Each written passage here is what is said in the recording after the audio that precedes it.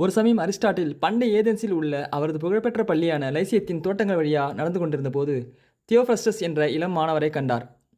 Theophrastus ஒரு பெஞ்சில் அமர்ந்து கையில் ஒரு சிறிய செடியை பார்த்து கொண்டிருந்தார்.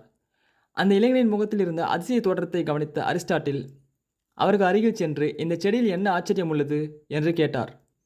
தியோஃப்ரஸ்டஸ் மேலே பார்த்து, இந்த சிறிய செடி எப்படி ஒரு வலிமையான மரமாக வளர்ந்து எண்ணற்ற உயிரினங்களுக்கு நிழலையும் தங்குமிடத்தையும் வழங்குகிறது என்று நான் யோசித்துக் கொண்டிருந்தேன் என்றார். அரிஸ்டாட்டில் சிரித்துக்கொண்டே, இயற்கையில் படைக்கப்பட்ட ஒவ்வொன்றிற்கும் ஒரு நோக்கம் உள்ளது.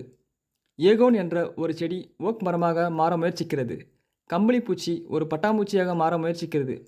மனிதர்களே, அதேபோல் நாமும் நமது முழு திறனையும் அடைய நம்மை பற்றிய சிறந்த பதிப்பாக மாற முயற்சிக்கிறோம் என்றார்.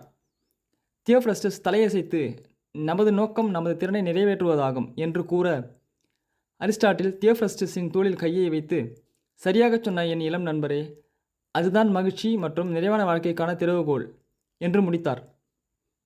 இந்த தகவல் உங்களுக்கு பிடிச்சிருந்தா லைக் பண்ணுங்கள், ஷேர் பண்ணுங்கள், சப்ஸ்கிரைப் பண்ணுங்கள்.